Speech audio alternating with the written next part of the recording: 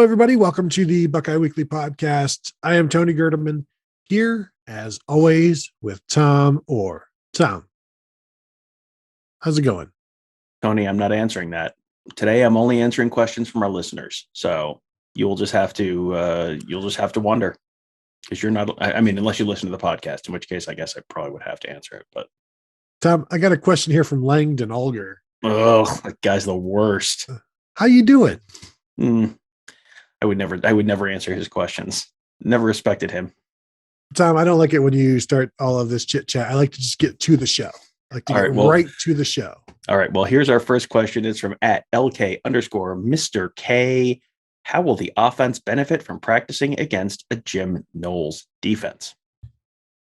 I think this is interesting because it's going to require it's just going to be more of a test for CJ Stroud. The quick thinking, that was one of the things that the Utah coaches talked about, how he can recognize defenses and pre-snap reads and all of that stuff. But this is something that the pre-snap stuff, the Ohio State pre-snap stuff, has been something that has been a criticism of last year's defense, and it was too easy to read. So I think this is going to keep him on his toes a little bit more, playing against whatever Ohio State's going to be doing defensively and from all of these different angles, and certainly picking up some blitzes better. And not that he didn't do all of that pretty well last year, but I think that is going to benefit him. Things are going to be moving quicker, and it's one of those things where practices were harder than the games. And once you get in the games, everything slows down. And I think that's going to be the case for the offensive line. It's going to be the case for Travion Henderson. And the receivers will be fine. They've faced whatever. But I think for that part of it, like the line of scrimmage part of it and the backfield aspect of facing Jim Knowles defense, they just have to be more ready, more on their toes, more prepared for what might be coming. But then also beware the paralysis by analysis stuff. You still have to just operate, go, and see things as they come. But I think it's going to speed up their processes, and it's going to make them better for when they're facing normal defenses. I mean, I think they're, in some ways, the Ohio State defense had maybe fallen a little bit behind the times in the last couple of years, where they'd gotten, pre-rotating safeties. I mean, go back and listen to literally any show I've done with Ross Fulton on the Morning Scoop feed since about a year and a half ago. And you're going to hear a lot of the same discussions about pre-rotating safeties and how that makes you more predictable. And, if the quarterback sees one of the safeties down, he's going to know, like, there are only so many coverages you can run in this look. If you're not doing that stuff, which they stopped doing towards the end of last season, that helps.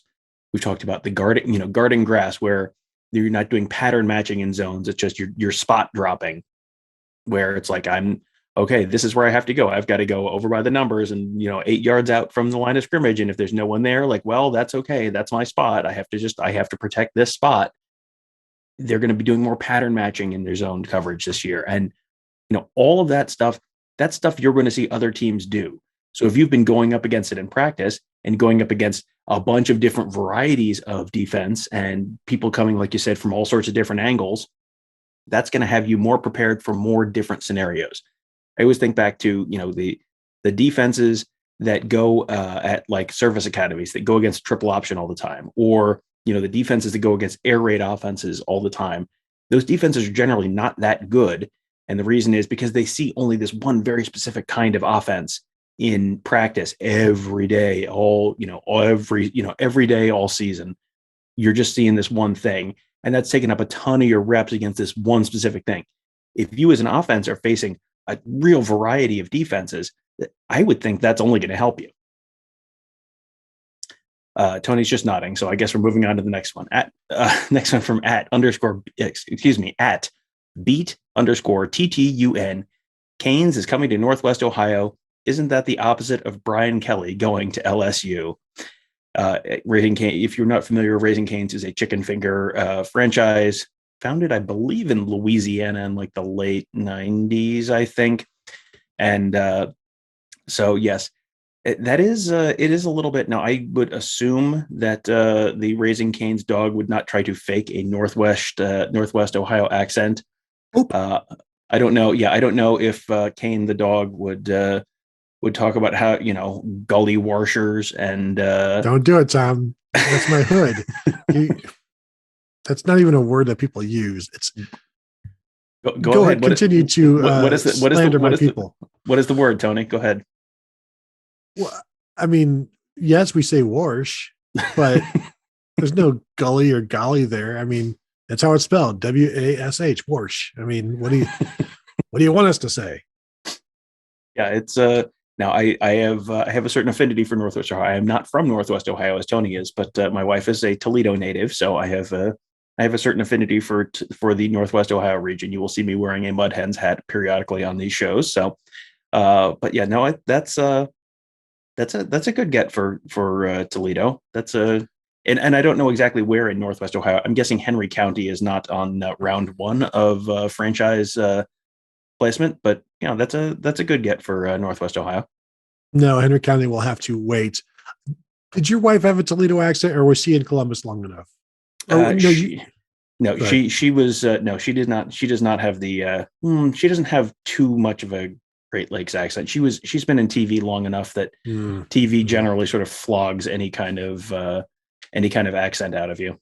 It is funny when you travel, being Ohioans, when you go to Myrtle Beach for vacation, and the people on television in the South sound like they are from the North because, yes, the accents are no go.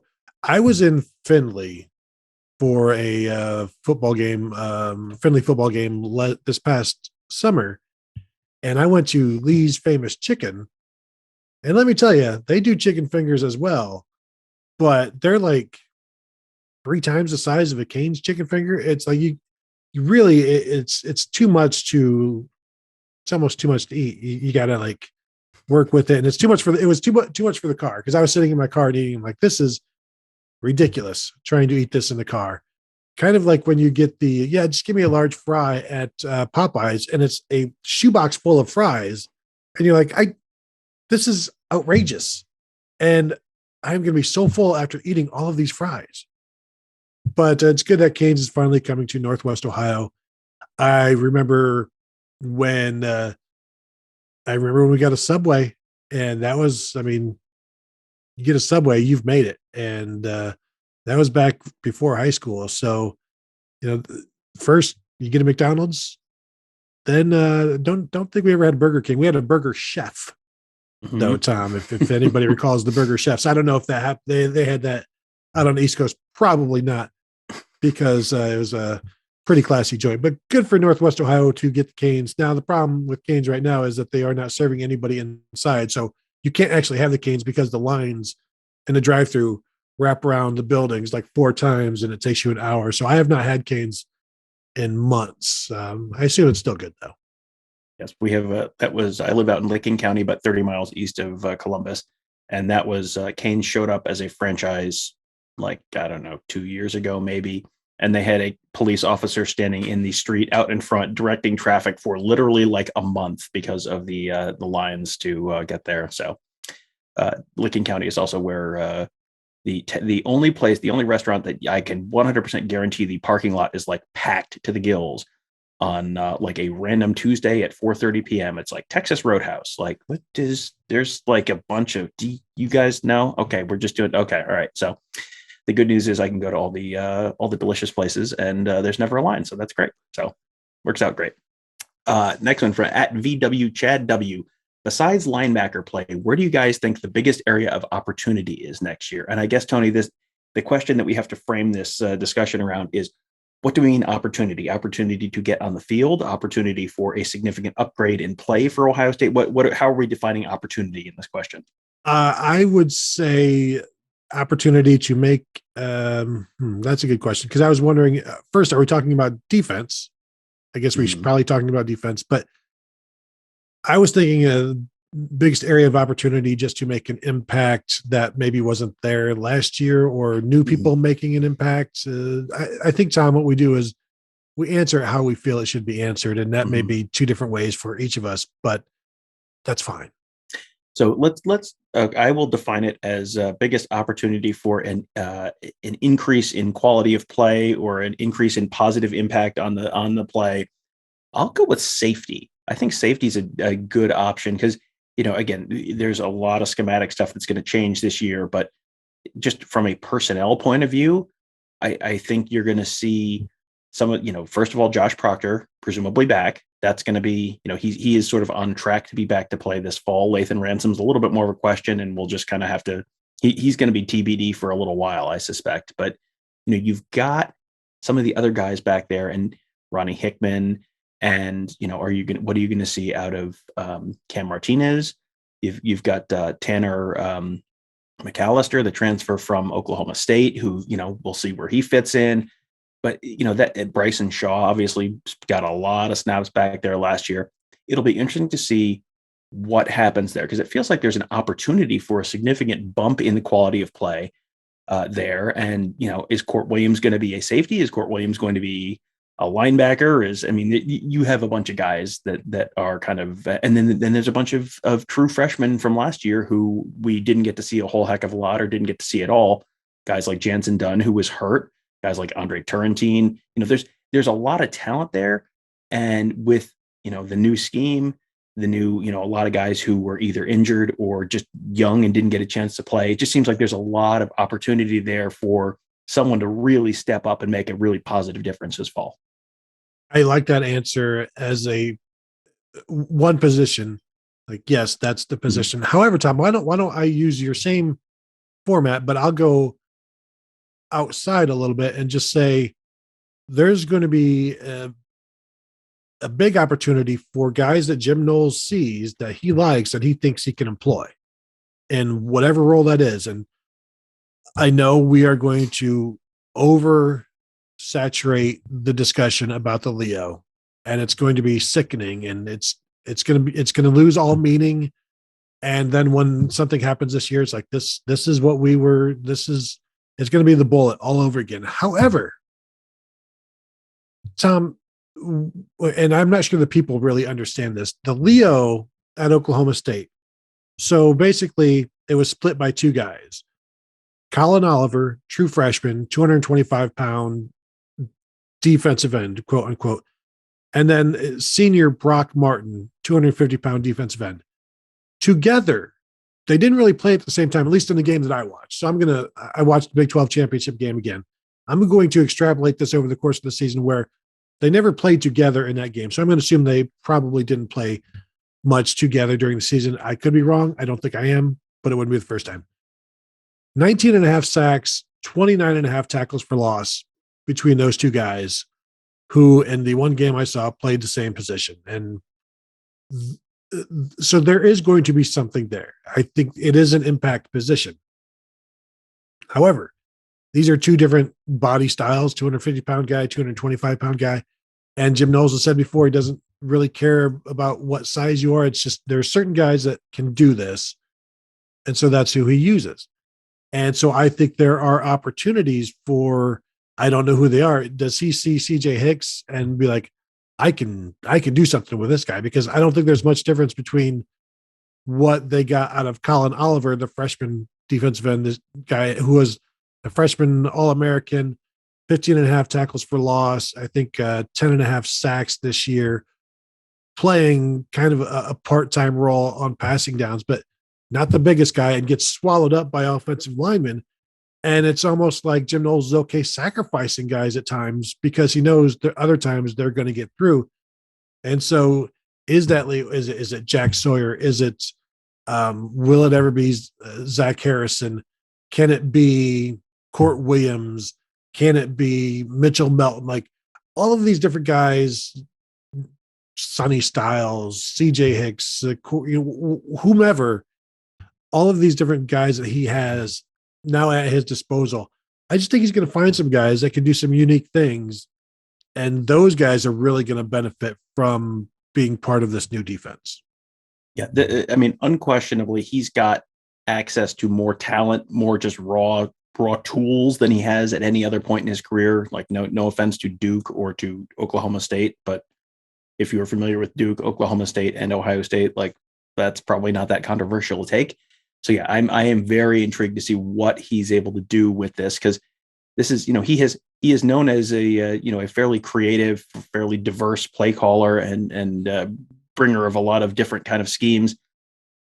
I am really intrigued to see what he can do with slightly bigger, slightly faster, slightly stronger players in a lot of different spots, because he has never had a Sonny Styles before. He has maybe never had a Ronnie Hickman before. I mean, there's a lot of stuff that I'm very, very interested to see how he chooses to use some of those guys. Next one from Reasonable Tom 63. How would you compare next year's front seven on defense to the group we saw play in the national championship game for both Bama and Georgia? I think we may have to throw a podcast rule out here that you're not allowed to comp defenses to the 2021 Georgia defense in the same way that you probably shouldn't comp offensive linemen to Orlando Pace or defensive backs to Armani or Antoine Winfield. Goodness, I had a had a little moment of zen there.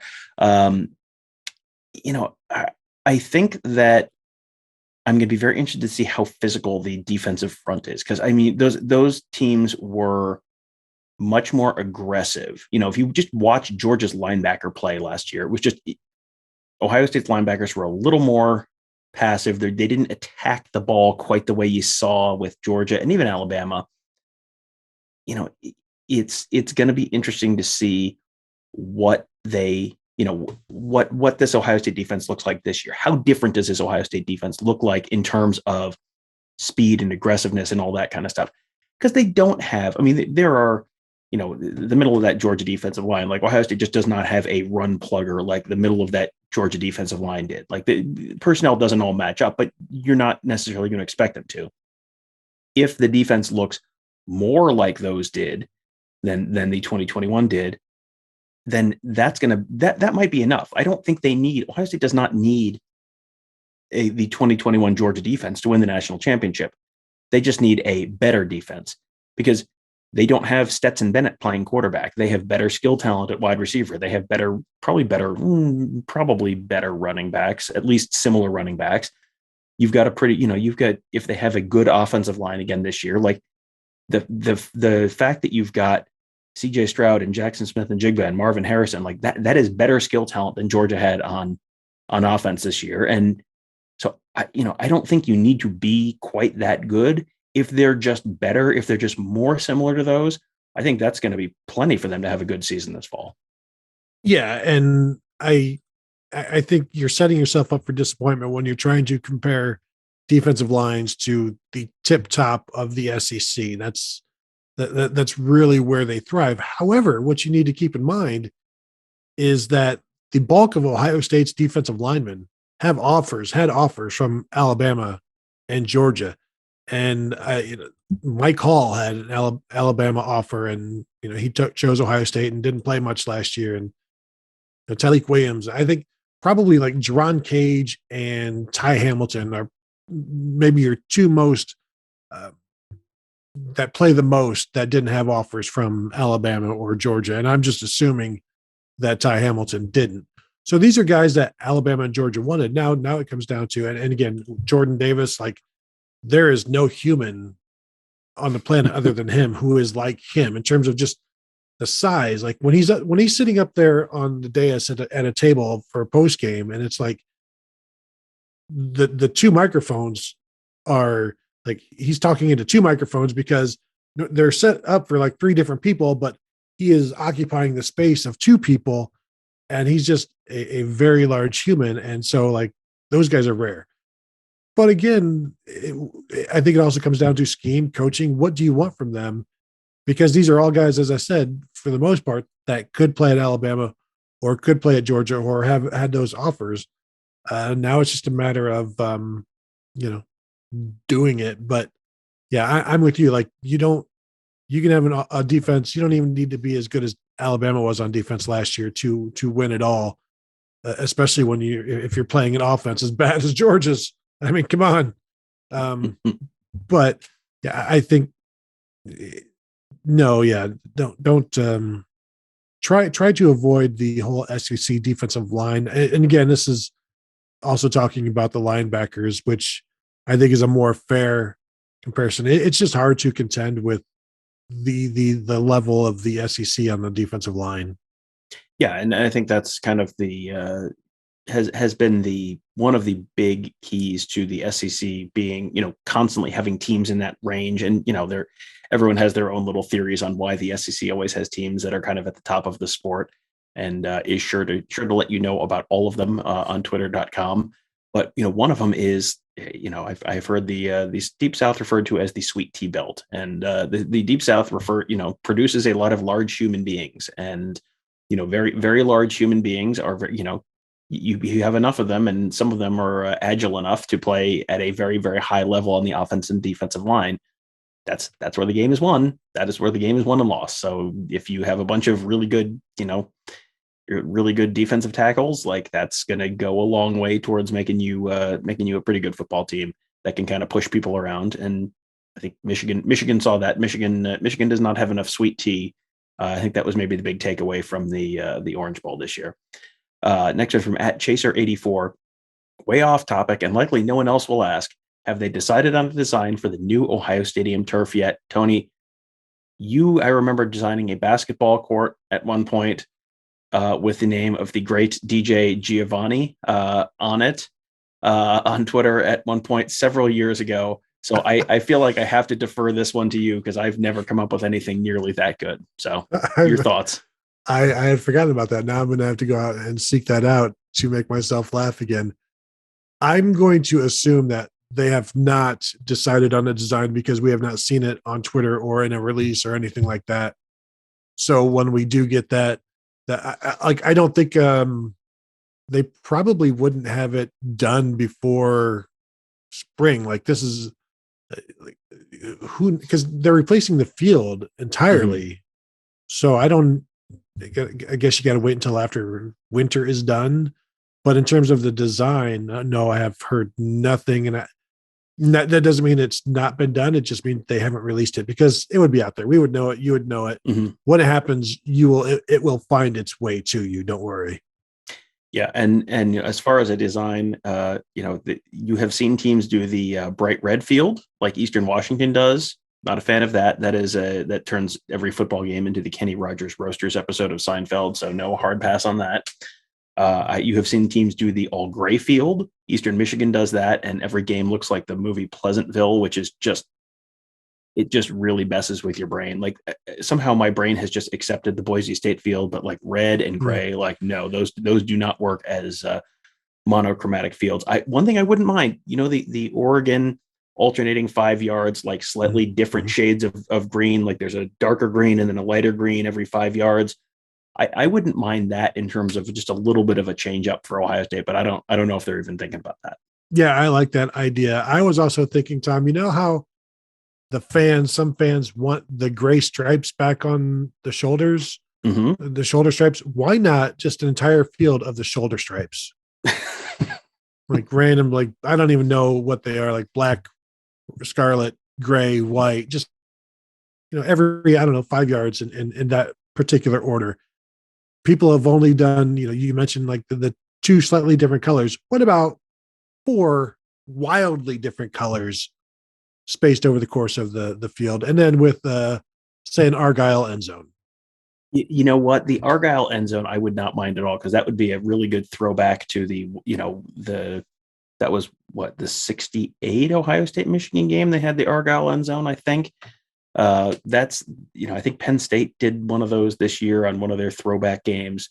So that's if you're going to try something a little different, like that's a little different. Like Notre Dame does just like the slash lines or whatever. And like, yeah, I mean, whatever. Like if that's what you would want to do, that's what you want to do. But I would be fine with going back to, instead of the red end zones. Well, first of all, the school colors are scarlet and gray, so stop making the lettering in the end zone white.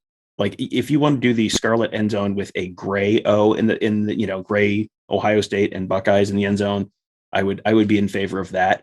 Or go back to what the field looked like when it was grass field and it's green in the end zone and you just have those written out in white trimmed gray or black trimmed gray, whatever it was.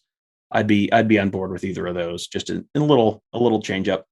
The other option is the big block O at the 50. Go back to the 1980s where there's a very small, like big one, and then there's the block O, and it's on like the upper left and bottom right-hand corner. So it looks like Big Ten on both sides. So also, I'd be okay with that, just as a little throwback too. Yeah. And bring back the cement field with the standing water like they had in the 80s as well. I just love it. What about, say, Paisley end zones? I don't know what that is. I understand that like Paisley a Paisley tie. Just scarlet and gray. I mean, something to think about while we're talking 80s. If I said the word Zubaz, yes, Zubaz, yes, for sure. And you could turn the South stands into a fanny pack. Oh man, now you're thinking. This is why we should be in charge of literally everything, not just the field present, literally everything. All right, next one from @Jack STR72081407. Do we really have the talent to win it all? Now, when you say we, do you mean Tony and me, or Jack and Tony and me? The three of us? The three of us, I would say no, because we're going to not have enough men on the line of scrimmage just with the three of us. So I would say no. Your thoughts, Tony? You are always the hater on the show. I think we can do it. I think it's about, for one, we pin our ears back. Two, we just want it more than the other three people we're facing. Four, it's just about, desire. And if you've got the desire, you can get it done. Now, if he's saying, does Ohio State have the talent to win it all? I think the answer is clearly yes, because that's what the recruiting has done. You still have arguably the best offense coming back in the nation, and the defense is going to be better. And I don't know, does it need to, how much better does it need to be to win it all? Like, I think they can get there this year. Like, I think there are pieces there. Now, I'm still concerned about what is happening at safety and who are these safeties? Because for me, that's the biggest concern. And is there going to be, will they have three guys that win the job, keep the job? And is it definitely Josh Proctor and Tanner McAllister and Ronnie Hickman? Like, if those are the same guys from game 1 to game 15, then I think that sets up for some good things. I just think there's some question marks there. And even as good as Ronnie Hickman played this year, he's going to be asked to do a different thing this year. So he's kind of a mystery to me as well. But yes, I do think they have the talent to win it all, even if they kind of have to mask some things early on. But that's what an aggressive defense is also supposed to do. Right. And, this is January. So I'm going to give you right now a complete list of teams in college football that have all of their answers and no concerns moving forward. Ready? End of list. So, the Ohio State and Alabama and Georgia probably go into the year with the three highest levels of talent on their roster. And the three are kind of the three surest bets to make the college football playoff. And Georgia and Alabama have to play a game. So in the SEC championship game. So there's a distinct possibility that they don't both make it. But, and that might mean Ohio State might be the surest bet to make the college football playoff.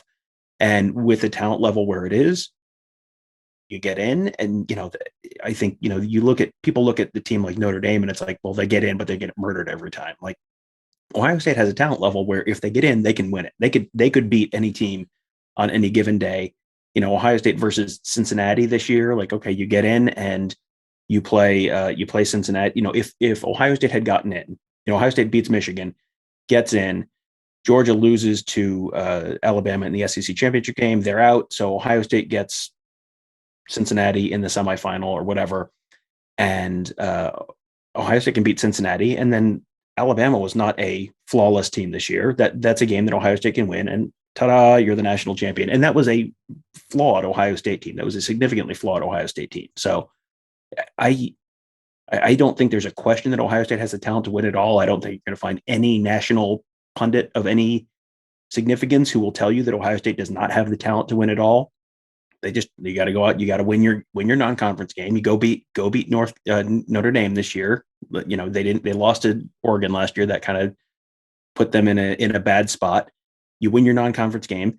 You're going to have a very difficult schedule this year. You have one of the most difficult schedules in the nation, maybe the toughest schedule of any contender, serious national championship contender this year, because you've got Notre Dame out of conference, you've got Wisconsin across division, you've got Iowa across division, you've got Michigan, you got Penn State, you got Michigan State. I mean, this is a team. They have a much tougher schedule than Georgia does. Georgia might not play a ranked team all season. Like, seriously, go look at Georgia's schedule. And it's like, oh, murderous SEC schedule. They might not play a ranked team the whole year until the SEC championship game. So, there are obviously ways it could go wrong, but do they have the talent to win it all? Yes, unquestionably, Ohio State has the talent to win it all this year. Yeah, and there were betting lines, proposed betting lines in late November. If Ohio State and Cincinnati were to play, Ohio State was like anywhere between like 8 and 11 point favorite over the Bearcats, and of course, they're also favored against Michigan. We saw how that went, but there's more of it's not even a puncher's chance. Like, there's an actual legitimate chance to win that fight had they gotten in. And I think the games perhaps would have been better. Tom, anything else before we get out of here after this listener question show? And I think we've got one more, maybe two more coming here eventually from this initial batch of questions, and I haven't even had to ask for more because we're going to be doing these throughout the off season as we look for ways to keep you guys entertained and also to keep the podcasting muscles, going, if you will. To keep us gainfully employed, which is also an important part of this whole process. But yes, there is I think every time we do one of these listener question shows, it's like, wow, there's a lot to talk about. This is good. Like, there are a lot of interesting positional battles, and there's a lot of interesting roster moves, and there's a lot of interesting national college football narrative stuff to talk about. And we're not even into spring football yet. So imagine how much new stuff there's going to be to talk about in just a few weeks. So I wouldn't say we're almost done with the college football off season, but it's like, we're starting to make a little headway through the college football off season. So that's not such a bad thing. I can see it from my house, which is nice. So that will do it for this episode. I want to thank you guys, as always, for joining us. Thank you for tuning in and listening or watching, however you chose to do it. Thanks. Have a good day. We will talk to you later.